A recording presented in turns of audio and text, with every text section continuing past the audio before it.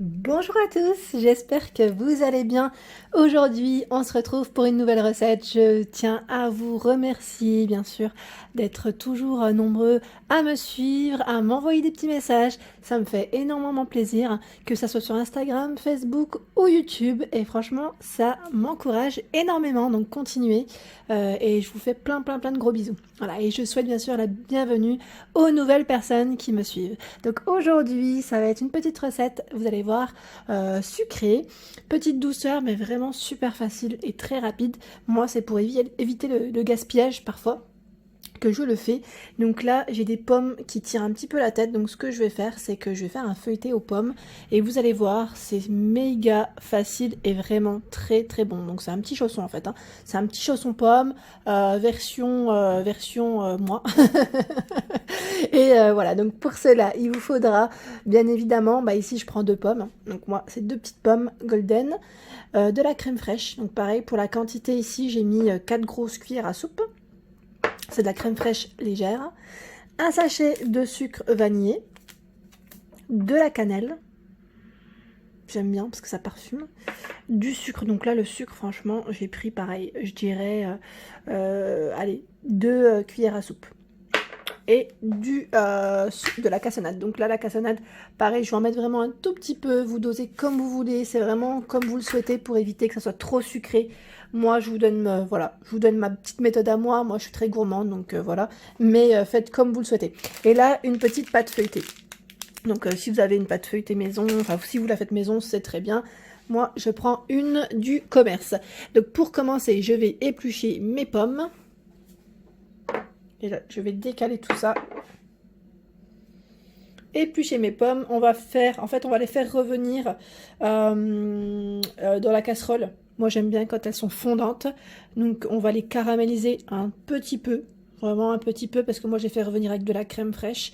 Après, vous faites comme vous voulez. La crème fraîche, ça peut être aussi en option. Et là, j'ai juste oublié de rajouter qu'il vous fallait, pardon, un petit cube, enfin un petit carré de beurre doux qu'on va venir mettre en fait dans la casserole. Donc là, voilà, je vais lancer le feu. Mes pommes sont découpées, vraiment en petits morceaux, voilà. Et là, je vais venir ensuite les rajouter sur dans la casserole. Voilà, donc là, mon beurre commence à fondre. Donc ce que je vais faire, c'est que je vais venir rajouter mes pommes.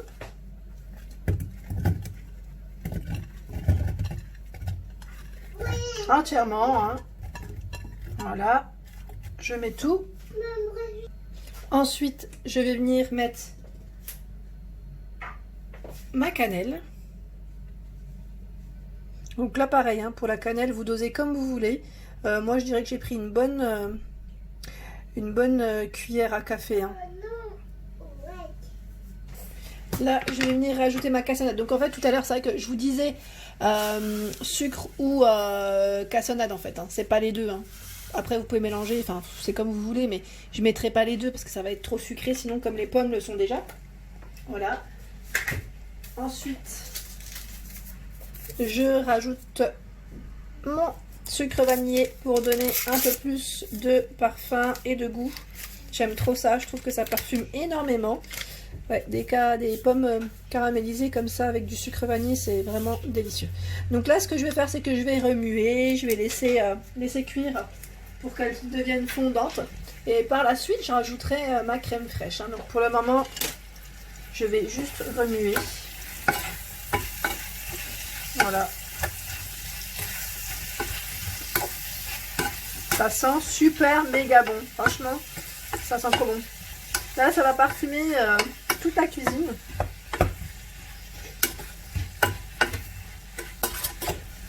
Voilà. Donc là, on laisse cuire.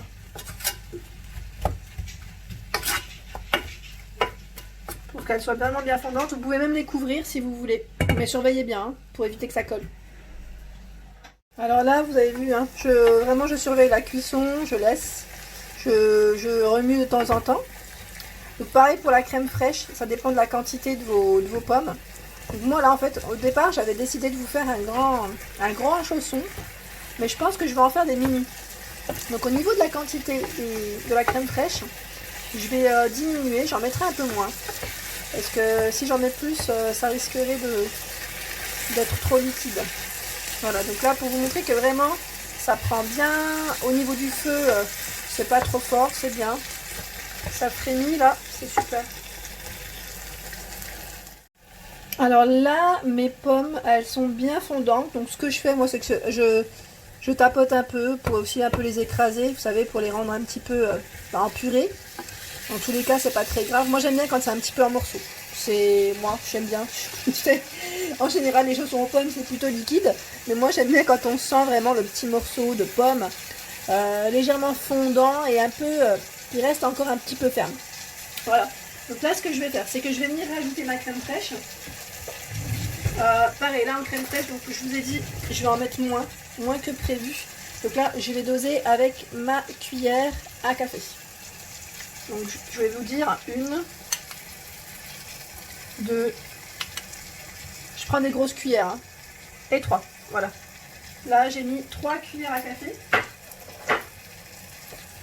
Je vais venir remuer. Là, c'est vraiment un chausson aux pommes, je dirais, revisité. Parce que moi, j'ai toujours fait comme ça, hein, j'aime bien. Je trouve que ça donne un peu plus de goût. Après, n'hésitez pas à me laisser des messages et me dire comment vous faites. Ça me fera toujours plaisir d'échanger avec vous. Voilà, donc là, je laisse encore un petit peu absorber, hein, pour pas que ce soit trop liquide. Alors là, c'est impeccable. Je vais venir éteindre mon feu, comme vous pouvez le voir. Là, au niveau texture, on est bien. C'est pas trop liquide. Et donc là, je vais laisser refroidir. Donc moi, quitte à pour aller plus vite, ce que je fais, moi, c'est que je les enlève de la casserole. Je vais les mettre dans un plat. Ça va refroidir plus vite. Désolée pour les oreilles. Hop.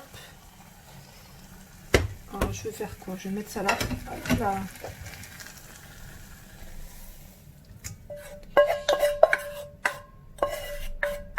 Et voilà. On va laisser refroidir. Et par la suite, on viendra s'occuper de la pâte feuilletée pour les mettre, enfin pour mettre notre petite compote à l'intérieur.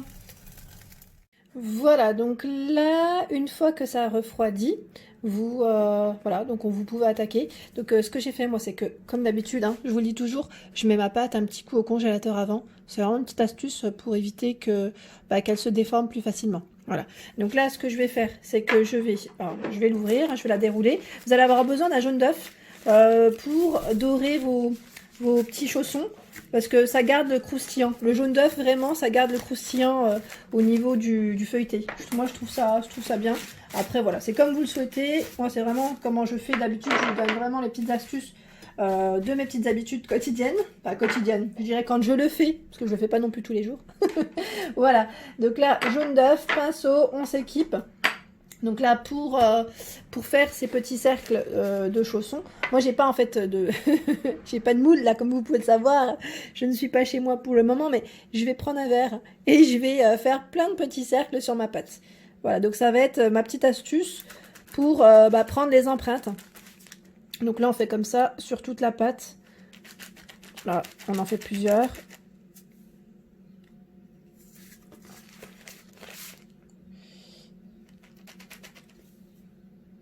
Là, moi, j'ai pu en faire 13 de petits cercles.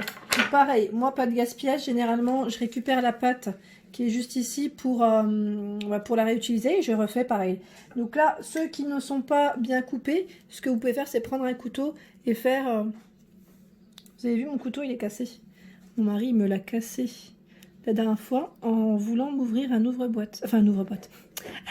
Un ouvre-boîte, je dis des bêtises, en voulant m'ouvrir une petite boîte de conserve, sans ouvre-boîte, je voulais dire, et il me l'a cassé. Mais c'est pas pour autant que je l'ai jeté, je l'utilise toujours. Hein, franchement, là en ce moment, ça m'évitera de courir dans les magasins pour ça. Mais je sais que pourtant j'y vais dans les magasins pour les courses, mais là, je pense pas forcément au couteau. Voilà. Donc là, je vais donner un petit coup et voilà. Donc je vais récupérer tous mes cercles et la pâte. Alors là, je vais venir remplir avec une petite cuillère à café, je vais prendre un petit peu. Donc moi ce que je fais aussi des fois, enfin après c'est vraiment comme vous le voulez, c'est avant piquer. C'est vrai que je le fais toujours un petit peu, je pique vraiment juste au milieu. Voilà. On pique légèrement, c'est juste pour éviter que la pâte ne gonfle de trop. Comme c'est du feuilleté, hein. Voilà. Je pique, hop, et je vais y rajouter ma compote. Donc là c'est vraiment des mini, hein. C'est vrai que vous pouvez faire la même version en grand. Des fois généralement je fais un feuilleté tressé, qui est très très simple à faire aussi.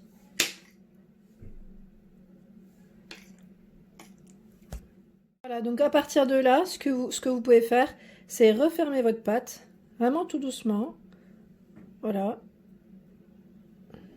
Donc là, faites attention de ne pas trop remplir aussi, pour éviter que ça déborde. Voilà. Vous voyez ce que ça donne?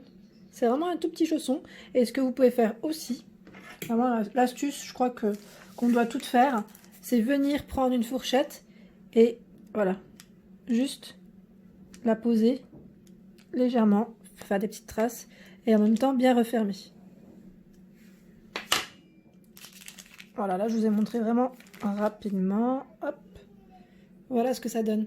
Donc là, je vais faire pareil avec tout le reste de ma pâte. Pareil, là, entre-temps, celle qui me restait, je l'ai mise au congélateur. Le temps de m'occuper de cela. Voilà. Allez, c'est parti. Voilà, donc là, j'ai badigeonné de jaune d'œuf. Je les ai complètement fermés. Donc je vais lancer cette première fournée. Je vais récupérer ma pâte qui est dans le congélateur et je vais faire la même chose jusqu'à épuisement de la pâte. Là, je vous dis bien que moi, j'en ai fait des petits. Vous pouvez faire la même chose avec une taille plus grande. Je précise bien quand même, parce que là, déjà, j'avais pas forcément une empreinte plus petite. Enfin, mais moi, j'aime bien comme ça aussi. Je trouve que ça passe très très bien.